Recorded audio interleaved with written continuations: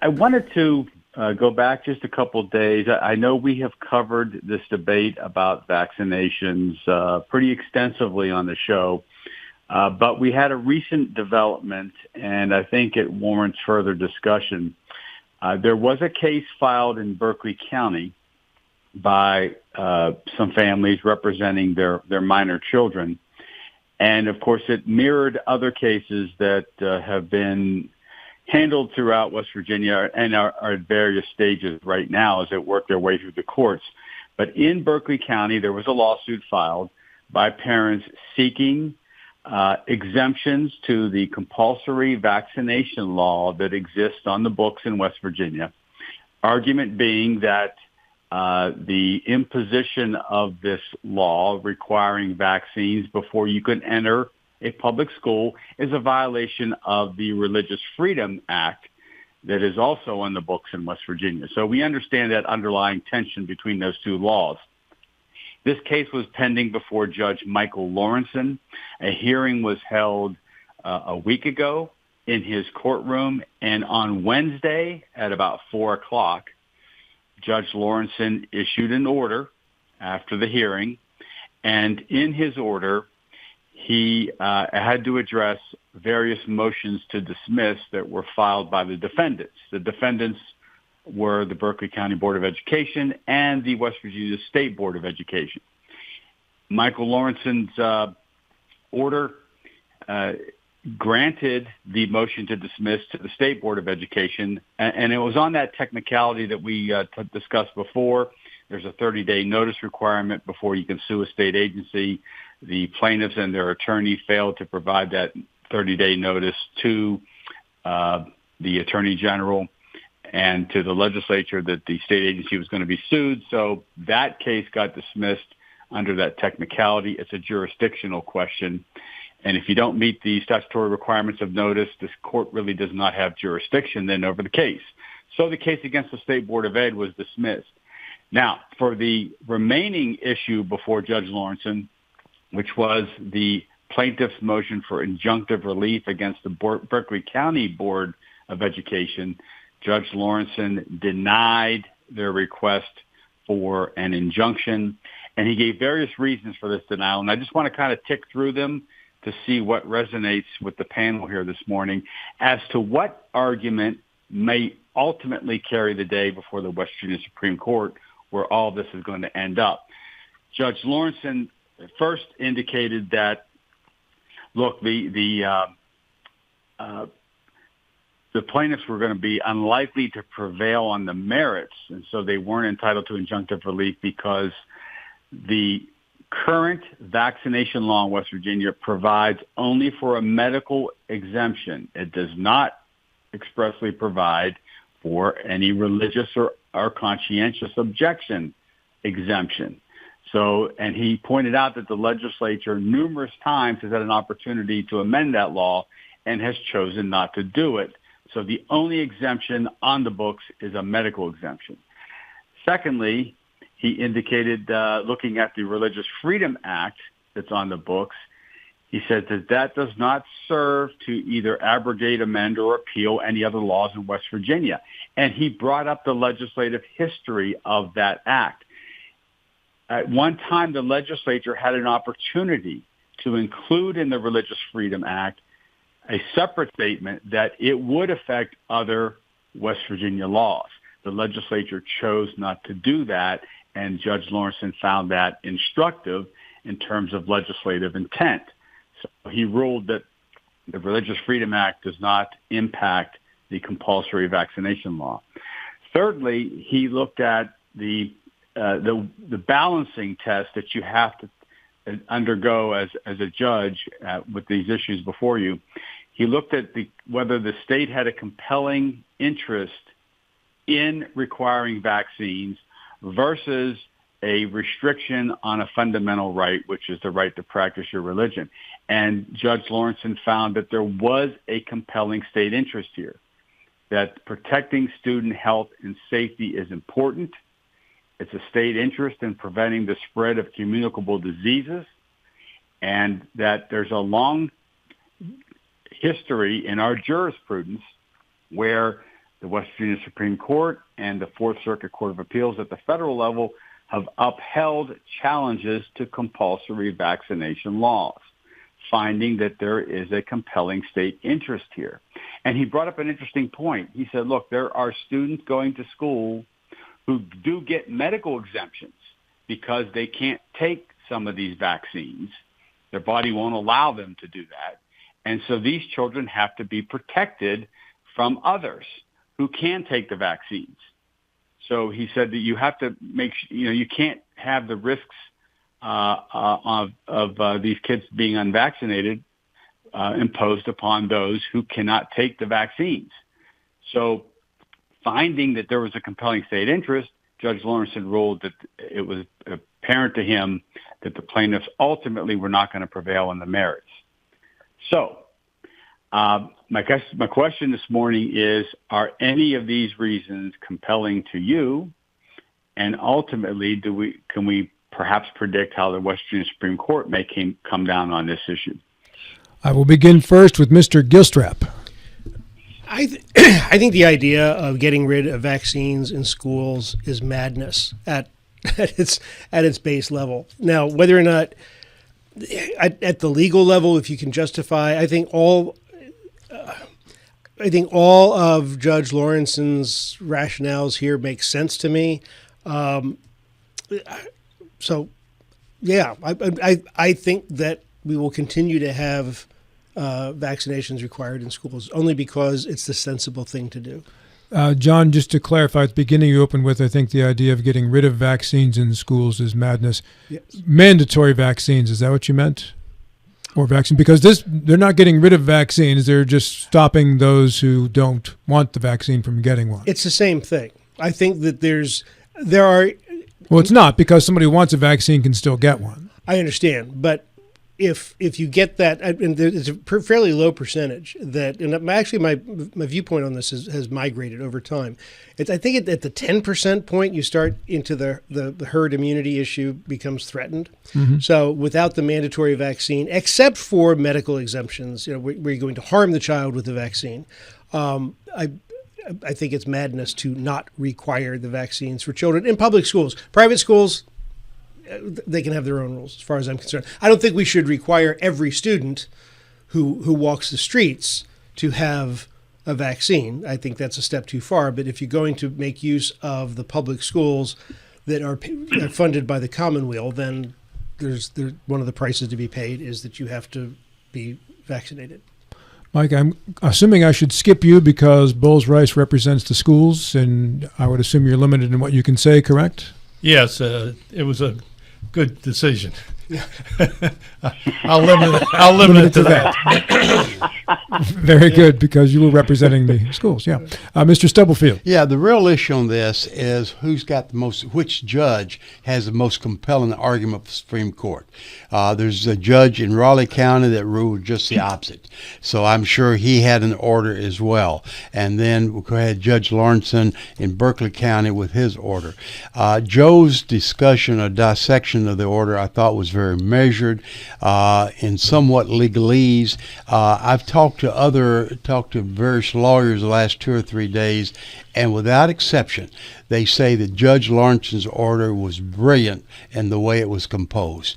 It hit all the precedents. It established the fact that the Religious Freedom Bill of 2023 never mentions vaccination. Therefore, trying to make that tie with the governor's executive order was a stretch too far. But their argument was that the Supreme Court can very well take Judge Lawrenson's order and just rubber stamp every step. It was so brilliantly, so concisely, so well written. Larry Schultz. Yes. Before we go, Joe, did you share that? I did not get a sense of what you thought of Judge Lawrenson's, except legalese that was quite appropriate. Did you share the brilliancy of the way it was constructed? Yeah, I think what the judge was able to do, Bill, was he covered all the bases. Okay, he looked at the technicality, which is resulting in the State Board of Education being dismissed, but then he dove into the merits the substance of the arguments that are being made. And I think he did a great job of handling all of those arguments in a very concise way, by the way. The order's 17 pages. And in such weighty issues as this, where there's other courts weighing in on this, both at the state and federal level, I think Judge Lawrenson handled this very adroitly. I will add, and one point I forgot to make, and I think judges and perhaps the West Virginia Supreme Court will be swayed by this point that Judge Lawrenson brought up, which is a point that has not been made in other jurisdictions. He also looked at the fact that in this day and age in West Virginia, students have educational options other than public schools.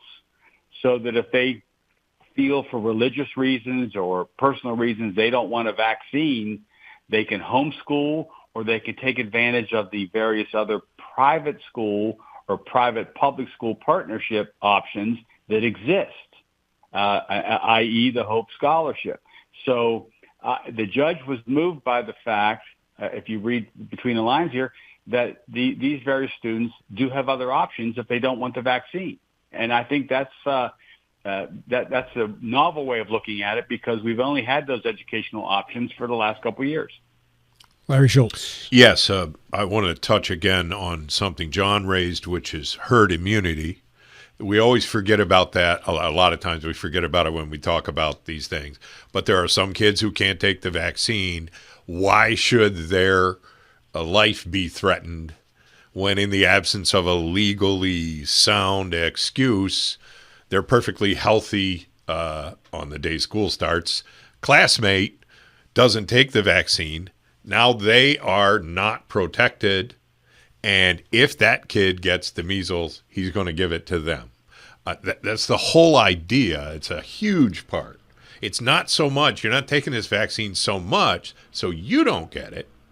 You're taking it so everybody else doesn't get it, especially those poor kids who can't tolerate it and whose lives may be threatened or damaged by it. I will also say about Judge Lawrenson, I've practiced the law before him for a very long time, and not a single word of his thoroughness surprises me one bit. I have been told by him that I am wrong. And after, getting over it for a little while, I go back and read the opinion again, and guess what? He's right. So, it's a difficult thing. And, of course, if you don't like the judge's opinion, that's what they have an appellate court for, and I'm sure these folks will take it up.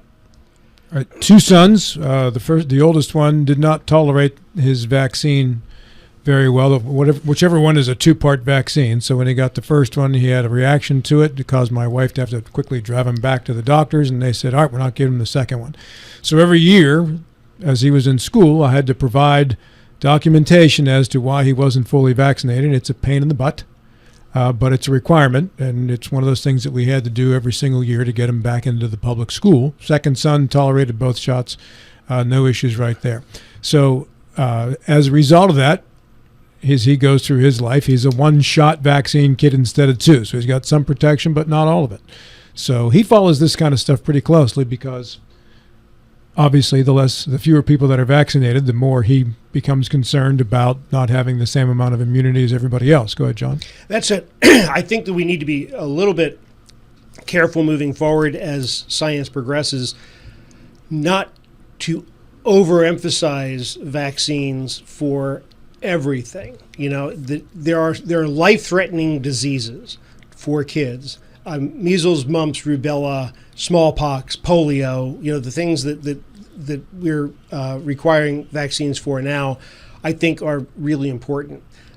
But I don't think we want to get to the point where we're vaccinating against everything. I believe, in the absence of any real knowledge on this, I do think it's important that kids get sick for some things as they're growing up. I think it's important that you do be exposed to bacteria. I think it's important that for the immune system to have some kind of natural immunity, and that we not constantly pump drugs into kids' bodies for any reason. So I think there needs to be some hurdle to go to before we mandate additional vaccines. I don't think that's going to be a concern going forward. I think for the foreseeable future, the vaccination issue is a political one. It's going to be very much a blue state, red state issue, and I think that's how it's going to be followed.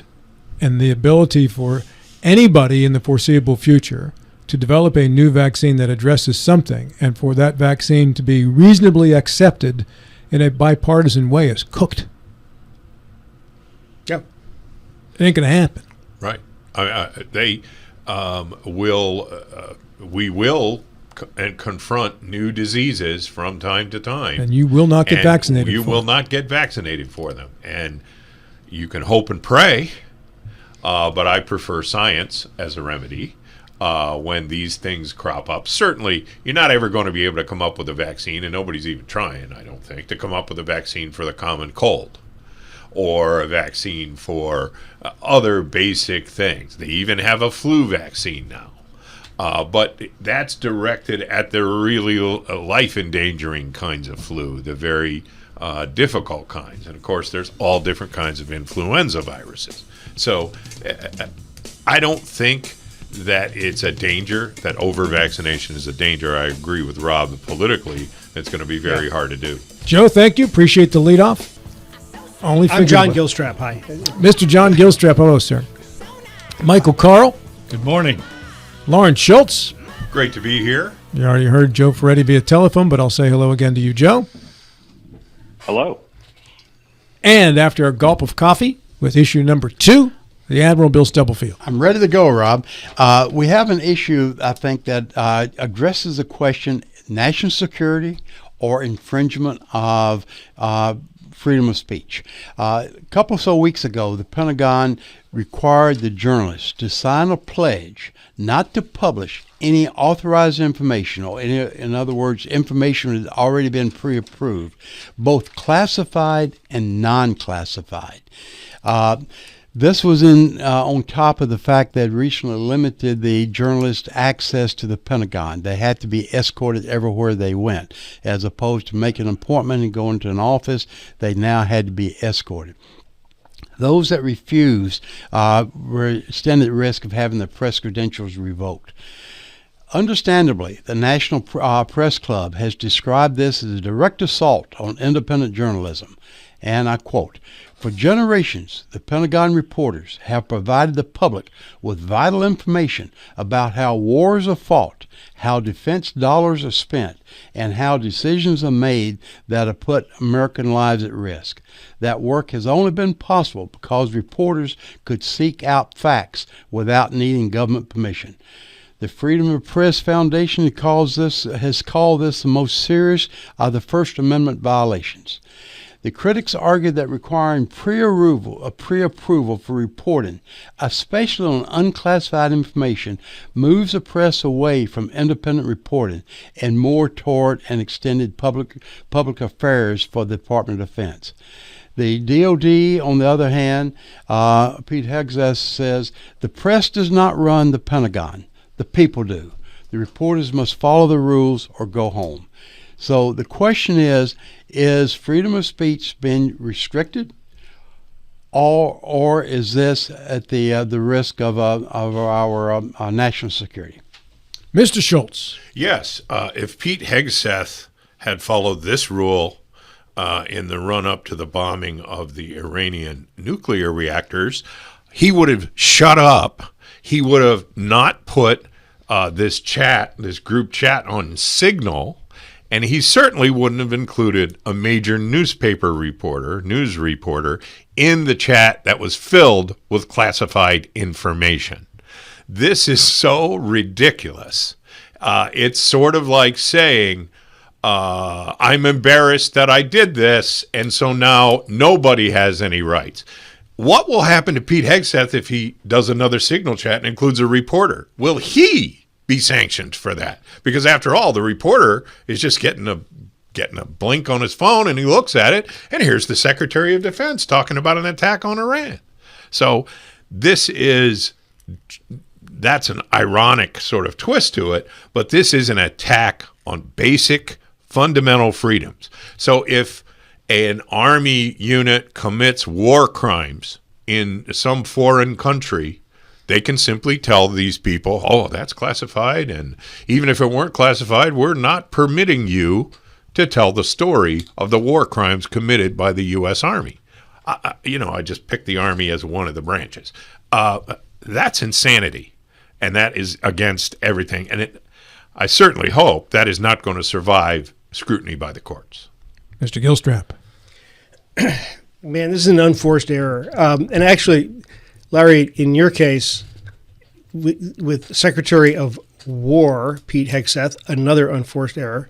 No, mine was forced. I did it intentionally. So he would have, by default, given permission. So therefore, it would not have been a problem. I know this whole thing of having to be escorted through the Pentagon, and it makes me very, very uncomfortable. Reporting is all about just that. Reporting is about people, the people, capital P, the people finding out what is going on in the government. Having said that, there are a lot of leaks that happen through government agencies, and the leaks are coming from people who have signed documents that they should not reveal information, secret, classified and otherwise, yet they do. So if in fact somebody who possesses classified information is breaking the law to leak the information, should the reporter be equally accountable? I mean, literally accountable, because he's tracked, he's followed. We know where he is and who he's talking to. Should he be equally accountable for having obtained that information? I understand the desire, but I also understand the harm that it causes. The freedom of speech the First Amendment does not give you access. That's a different thing. The First Amendment says you can't be put in jail for what you say. It does not mean you get automatic access to the Pentagon or the Oval Office or anything else. So I am very, very uncomfortable with this, because I do think the intent is to stifle reporting, but the intent is also to plug leaks. And I think the leaks have overall not just been damaging to the administration, leaks are damaging to national security. I'm not at all comfortable with where we are. And John, if I could, very quickly, a big concern is the unclassified portion of that. You referenced the classified. There could be a more convincing argument made to curtail the classified side than the unclassified side. I agree. Okay. Yeah. Michael Carl. Well, I have to say I agree a lot with what I just heard from Mr. Gilstrap. The national security is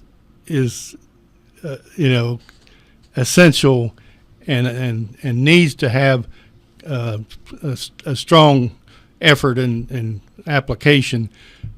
Free speech is an important right of Americans, but it will be lost if we undermine national security by talking, by letting everything out.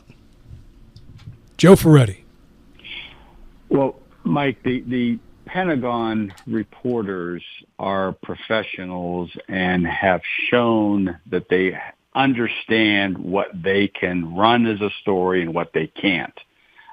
These are very experienced reporters, and when they're told things on background, they know what they can go to the public with and what they can't. I don't think we've had a situation where operational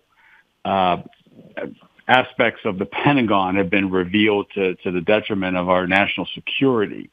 But we have had a history going back to the My Lai massacre, the Pentagon Papers, all the way up to reports of cost overruns and $600 hammers. All of that has been independently sourced and reported by the press to the benefit of the public. And the irony of Hegseth's statement that the people run the Pentagon, well, that's true, but we can only run it effectively if we're informed. And this is an attempt to keep us ill-informed. and to keep those things that perhaps tarnish the Pentagon, such as those examples I just gave, to keep that under wraps. And that does not serve the public interest.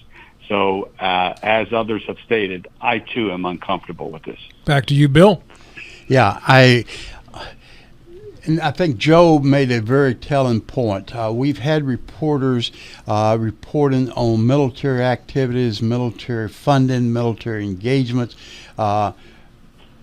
for ever since the country's been formed, and there have never been, at least never is too strong a word. There have been rare cases of where they've taken advantage of the military and have disclosed information from the national security that has come back to haunt us. That is a scare tactic, and just rarely happens. If ever, from the media point of view. But they also serve as a check. We keep saying, and the current administration has said this frequently, that there's a business inside the government, and there is a dark side. We got to make it more transparent.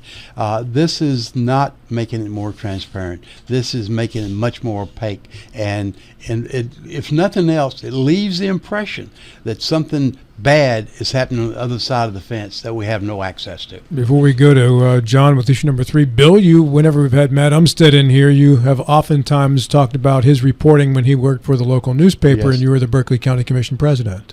He was good, and Naomi Smoot working with him was equally good. They were tough. They bore in every time something's raised in the county commission.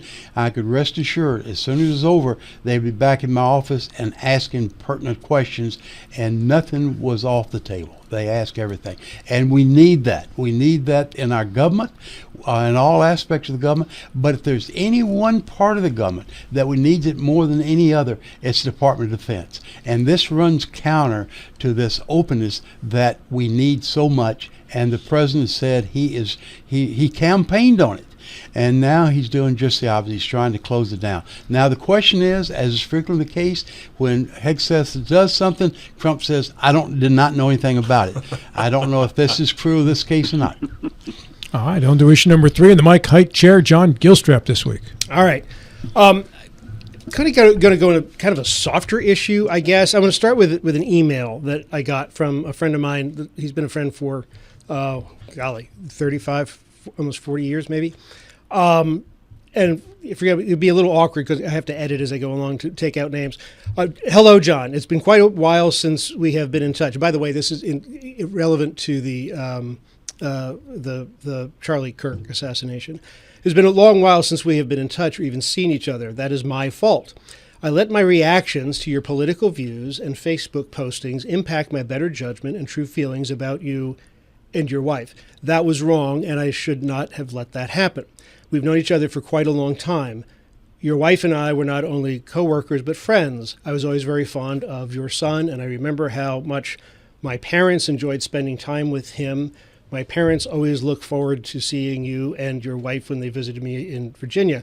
I also clearly remember that you reached out to me after my wife and I separated, and even though I had not been socializing with any of our friends for some time, you insisted that I have dinner with you on more than one occasion. That was a sign of a true friend, and I should have remembered that rather than focusing on whatever political differences we might have. For that, I am very sorry. And it goes on from there, and I hope you accept my apology, yada, yada. To be honest with you, I was not aware that I had ticked him off that badly. I mean, we are not close correspondence for a long time. I thought he just kind of gone radio silent. But here's somebody that was so angered by my sort of passive, I guess, Facebook presence and political postings that, despite having this history, decades of history, that was sort of erased, and he was that angry. I have neighbors, Larry, who will say they're very conservative, and they say, how can you stand to be in the same room with Larry Schultz? I said, well, he's a nice guy. We hang out before and after the show, everybody kind of gets along. How can you possibly get along? So I'm sure my wife gets that too, for that matter. So I guess my question here is more of a discussion topic, maybe. The temperature is so high on political issues, and somehow we've gotten to the point. I really don't understand this, because I think politics and personality are entirely different things. There people here. There's actually somebody on our Facebook feed that I have blocked just because I'm tired of his stuff. I'd be happy to have lunch with him, right? It's different, right? I don't want to have those conversations. What do we do? What is the intent for people just to be silent? Because that doesn't make sense. That makes the pot boil over. It also, if is this the trigger for the violence that people are speaking out, and that's why people are shooting at each other? What's the solution here? What do we do? What was your response to the email you received, John? I wrote back to him and said that, frankly, I didn't realize that I'd angered him that much. I thought he had just gone radio silent, and then I kind of caught him up with what was going on. There was no apology to it. I just sort of caught him up with what was going on in our lives. Kind of pretended that. Did you get a response? No, not yet. That was just yesterday. All right. Joe Ferretti, let's start with you via telephone. Well, I can relate to this, and I live in Trump country. Okay, my place here in Georgia is a Trump county. It's a Trump community, and I would say probably 8 out of 10 people I bump into are ardent Trump supporters. I don't count myself amongst them, but you work at this. You work at friendships much like you work within your marriage. If you're married, like I have been to a wonderful woman for 38 years, we don't always see eye to eye, but we know to make it work, it takes a little effort, it takes a little understanding, and it takes an open mind. And I think friendships have to be approached the same way. I value many of my friendships that I've developed down here in Trump country. A lot of these people I respect, I adore, I enjoy being around them. Politically, when things come up, there's times when I bite my tongue a little bit, or I give a muted response, because I really don't want to go down that path of the vitriol and angst that a lot of us fear over politics. And I sense that in others too, even amongst those who are riding high because Trump's in office now. They understand too that politics a lot of times can be it could cause a lot of anger. So you tiptoe around that a little bit. I don't think there's anything wrong with that. But you work at those relationships. And John, I think your friend has reached out in an attempt to work at his relationship with you, and I applaud that. Larry Schultz. Yes. It's fascinating to me that what we're really talking about doing with our longtime friends with whom we have disagreements is engaging in empathy. It's engaging in an understanding of why that person might have that feeling, rather than simply saying, I can't believe he's such an idiot, or whatever. And I don't know how else to say this. I've read the materials. The one person I've ever heard in my whole life to say that they could not stand the concept of empathy was Charlie Kirk. And so it is this notion that there's one right answer, and you can't possibly be my friend if you can't recognize that answer. That is a demonstration of the lack of empathy. Your friend, on the other hand, is obviously at least open to the idea of a sharing on a more calm level of some differences and how he understands why you might be somewhat different from him on certain things and how you understand. And that is the soul of a good friendship, regardless of what your beliefs are. Now, if you are a very strong believer in the First Amendment, and the other person thinks that the legislature needs to pass laws that if you curse in public, you're going to prison for the rest of your life, There may not be room for empathy to heal that, but it is empathy that allows us to walk a mile in the other person's shoes and calm ourselves down before we respond when we're lucky. Mr. Stubblefield. Yeah, I'm not going to be a Dr. Phil, John, so I'm not going to try to analyze that. Right. I'm going to look at it more from a national perspective. In the last several months, I think I and others said this is a new first. If we're looking at it from our lifespan, we're seeing things different and the intensity higher than what we've seen in the past. I think the Charlie Kirk fall, it raises the bar even higher.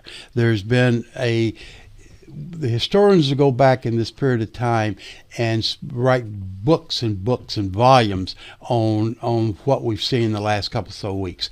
What I have found is a contrast. Charlie Kirk's widow said, "I forgive." The president right after that said, "I will never forgive," and yet turns right around and said the rhetoric is by the other side, but yet it was fostered in large part by our speaker-in-chief. But what surprised me more than anything else, that during these first few days after the Charlie Kirk assassination, you either were very, very supportive of him, even if you were lukewarm, you were subject to criticism. Folks lost their job by posting things that in normal time would have been viewed as benign. It was not viewed as benign in the last few days following the assassination. And as a consequence, they were penalized. There's retribution. And yet, and I'm going to go back to the president's remark, there was no condemnation at all from the masses of his statement. But yet there were a lot of condemnation from benign remarks. Now, admittedly, there were some that were not benign. There were some that deserved to be censored, and appropriately so. We should never take advantage of someone's death and speak ill of them. But several of the comments did not really speak ill. They stayed what they considered to be objective comments, but they were viewed and perceived as speaking ill and subject to condemnation. And I'll come back, I'll loop around what I said before. This is a very interesting time. It's going to be a time that historians and psychologists and psychoanalysts and Dr. Phils of this world will do a lot of self-analyzing. Bill, that was very well stated. Well, thank you. You're welcome. Mr. Carl. Well, first of all, freedom of expression is an absolute constitutional right in America, and it needs to be recognized as such. But bad judgment in the substance of your expression is also absolutely subject to criticism, and legally and legitimately. Fair distinction. And that's what I think we had going on. I mean, Kirk and he didn't say anything that merited murdering him at all. But nobody does, Mike. Absolutely nobody deserves to be murdered. Well, Agreed. No, yeah, what you say, exactly. What you do is another story, maybe, but that's the death penalty, and that's limited. But the freedom of expression is an important right, but there are consequences depending on the substance of what you express, and they need to be recognized as legitimate as well. John, you have 1 minute to wrap it up. Yeah, the conversation actually migrated a little bit from where I thought it was going to go, but I think we've reached a time, I think we've always been at a time, but I think we need to come back to a time where differences are aired. If you like someone, it's because you respect them as people. They're smart. And I have always engaged, I know Bill used to have dinner parties about this. If I respect somebody as being intelligent and engaging and funny and fun, the fact that they take a situation, they take a data set and come to a completely different conclusion than I do, I find interesting. And that's what I want to sit down and discuss. How is it that you think so differently than I do? And that's how you find peace with a topic. It is not by going to your silo, and it's not by shouting at each other. I agree. If I could add one thing, You have 4 seconds. it's stuck in my head, the Dr. Phils of this world. If you have a convention, don't invite me. We are joined by telephone by Joey Torts Ferretti, attorney at law. Good morning, Joe. Good morning, Rob. Welcome back to Mr. Michael Carl as well, longest tenured member of our crew. Good morning. The Admiral Bill Stubblefield. Rob, good morning. New York Times bestselling author John Gilstrap. Good morning. And with issue number 4, attorney at law Lawrence Schultz. Yeah, how do you feel about James Comey being indicted by a just-appointed federal prosecutor with apparently no prosecutorial experience, just after Trump fired the experienced prosecutor who was refusing to indict New York Attorney General Letitia James in the same federal district court, the Eastern District of West Virginia, or of Virginia, pardon me. Let's start with Michael Carl. Well, I'm sorry, I didn't really follow the back and forth of that. I mean, I've heard of it, but there's no end to the maybe not ambiguity, but the controversy of what Trump's doing with personnel in the government. I'm sorry. Joe Ferretti. Yeah, there is no end to it. And this, from 30,000 feet, this is a little bit scary. It has been a tradition since the Watergate era that the Department of Justice is not run out of the White House. And I think we can all understand the need for separation there. We've got law and politics, and often they don't mix. And this is a time that they certainly don't. The background on this is pretty simple. The president wanted Comey prosecuted. There was resistance by the career assistant U.S. attorneys in the office where the investigation was taking place to pursue any claims against Comey. And the president put his thumb on the scale and forced a prosecution. So this is a little bit dangerous and scary. And understand the underlying issue here. This is not about Comey being all wrong about the Russia investigation or the FISA courts and that has nothing to do with this prosecution. This is a claim that Comey lied in questioning from the senators before Congress about a leak of information regarding the government's investigation of the Clinton Foundation.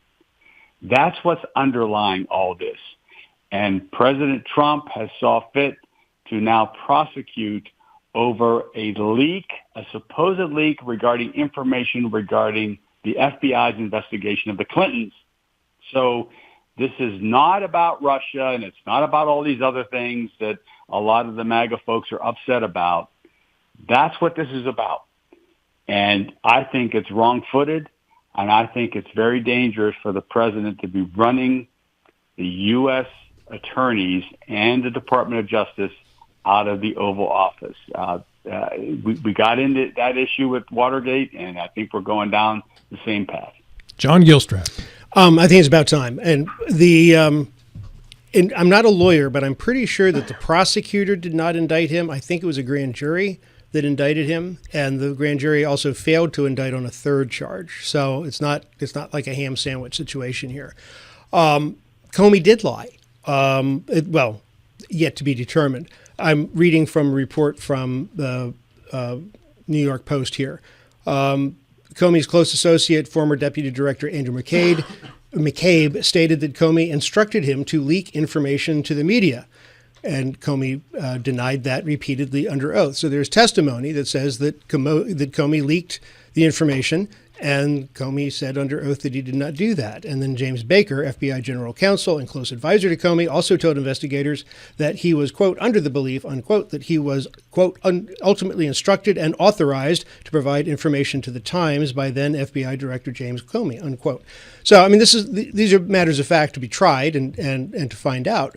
But these are the allegations, and they are not without grounds. They are not purely political. Now, the timing of it is such that the statute of limitations was going to run out next week, and I think the game plan all along was that Trump was supposed to be in jail by now, because that was ultimately the plan.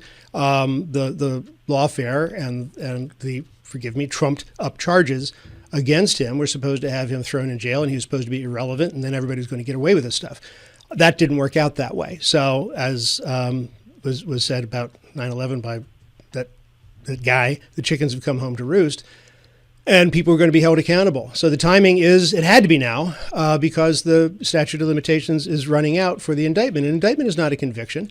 An indictment is a mugshot. An indictment is the substantial investment in attorney's fees and that sort of thing that Comey was more than happy to inflict on others, as with Letitia James, who's now sort of finding out what these things are like. Let it. If he is innocent, I hope he walks free and everything is fine. If he's guilty, I hope he's held accountable. William. Yeah, there's a lot of things that strike me with this. One, as John pointed out, the timing.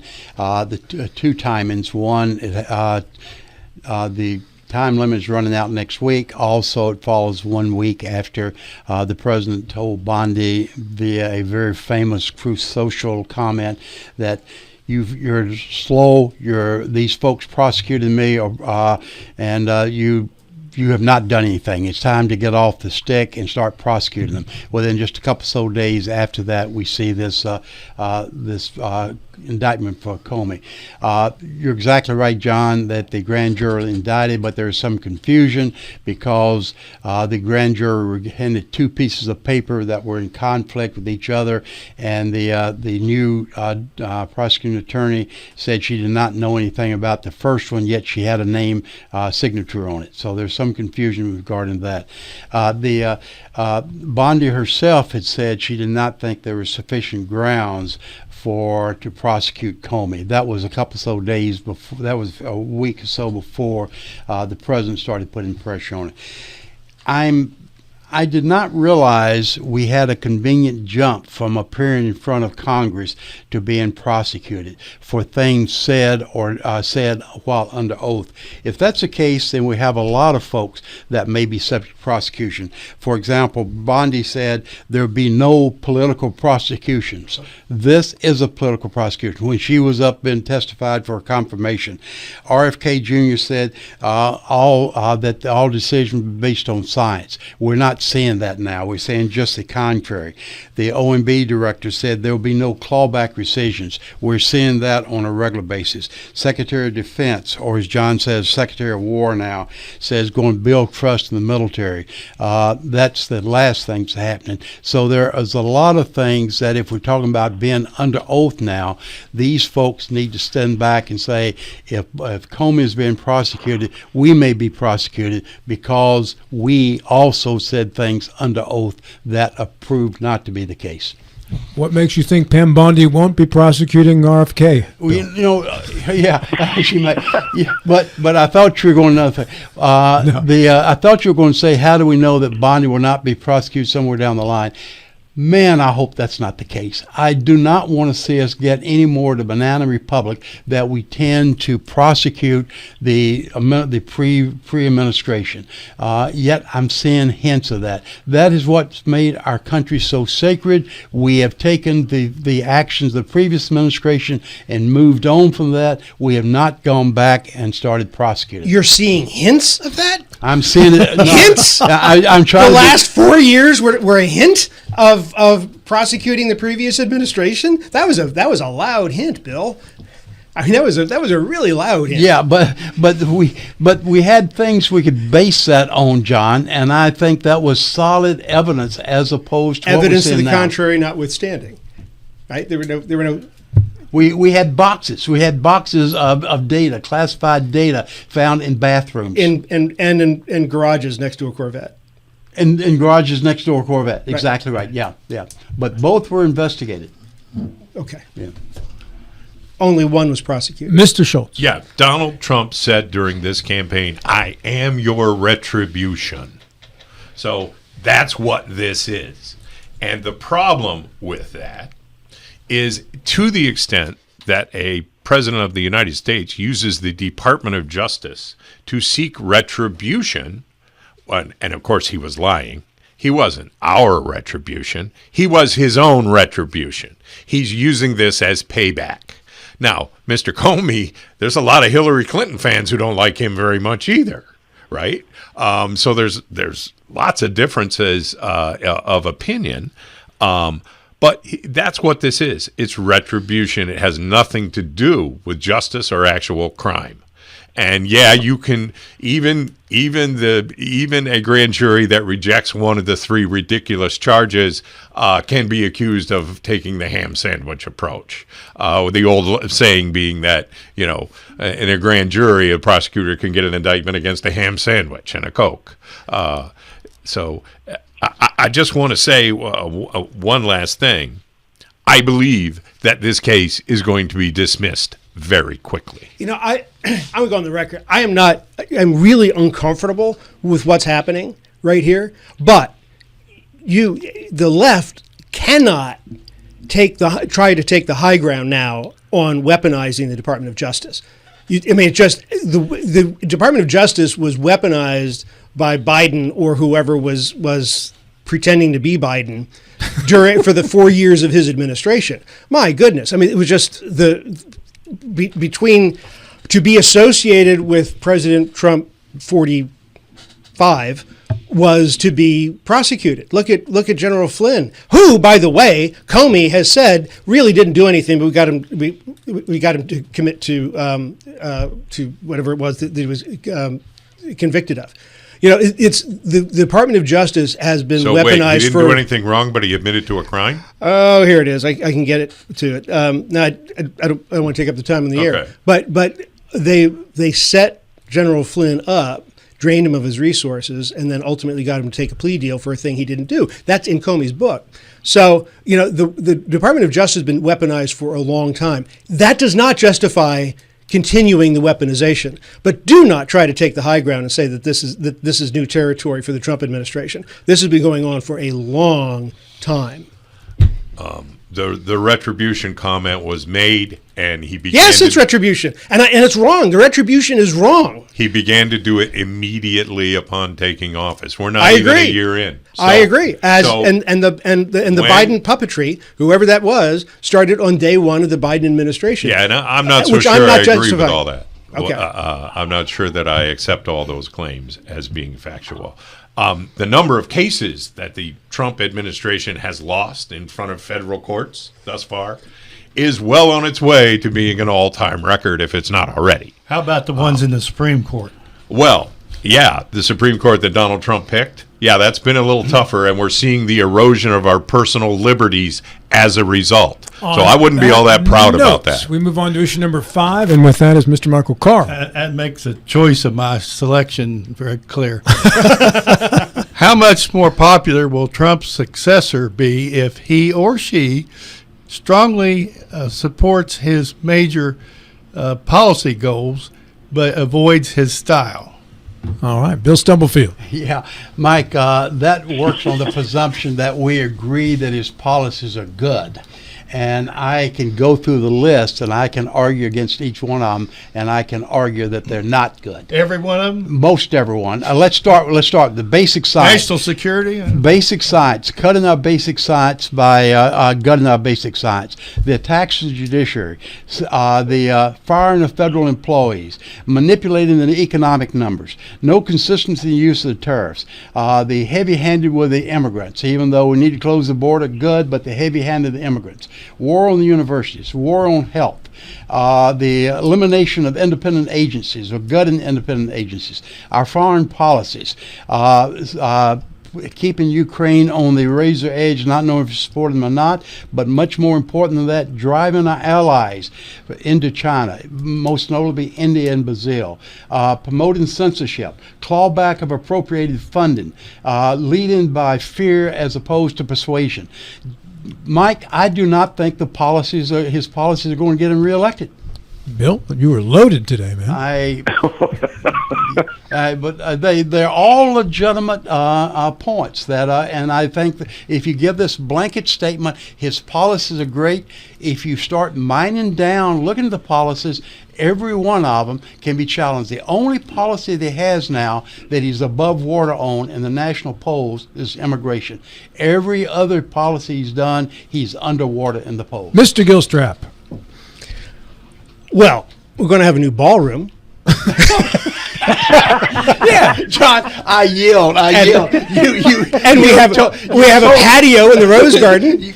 That's how you get $8.3 trillion in deficits in 4 years. You've totally torpedoed my arguments, John. No, Larry, the taxpayer's not paying for the ballroom. No, those Right. are rich people that are paying for the Yes. ballroom. So it's now I think that Trump's ratings continue to be high, and for whatever reason, it's one of my other questions I was going to ask, and Democrats' ratings continue to be low, which I actually don't really understand. Well, I do understand, but therein lies the problem. So to get to your question, I think Trump's style is his biggest problem, and it's the greatest thing ever. But nobody's ever done this before. The hyperbole in his style is grating, and it makes him very difficult to listen to. I think that his take on immigration is good. I think his take on crime is good. His ignoring the posse comitatus stuff makes me nervous. But what it does is it puts the Democrats on their back foot, that they have to stand in favor of criminal behavior, and that makes life difficult for them. So maybe that puts them in a position of having to increase police presence in their cities. I think a lot of what Trump does is transactional. He's causing people to react to what he's doing, and that's his end game. That's what I think. That's what I hope, because a lot of what he does, in the moment, doesn't make a lot of sense. And we've got another 3 years and change of him doing this. Overall, he remains popular, and I'm not comfortable with what Bobby Kennedy is doing. I do not know why he chose Tylenol as the sword to fall on. That just seems odd. But I guess we'll see. But I think, to get to your question, if the next Republican candidate, if Trump's administration is successful, and it all comes down to the big beautiful bill, if we have a strong economy and we're not in a war, and people are feeling good about themselves, if the next candidate continues that on and just tones it down a little bit, they've got a shot, particularly if the Democrats never find their footing. What do I say? The George Bush kinder, gentler nation following the 2 terms of Reagan, right? Joe Ferretti, go. Well, I think J.D. Vance is the handpicked successor, if there's going to be one, to the Trump policies. And he's glib. He's more polished. He knows he's more nuanced. So and he could pull it off. To Mike Carl's question. And carry the mantle forward on a lot of these policies. Unfortunately for J.D. Vance, I think Trump 2.0 is going to be a rerun of 1.0, which is where we as a society just get exhausted by Trump. He sucks the air out of all the rooms in the country, and with all the issues that are important to people. It's just an exhausting exercise to deal with him and his pronouncements on a daily basis. And I think that's why the midterms went so poorly for him last time. They're going to go poorly for him this time.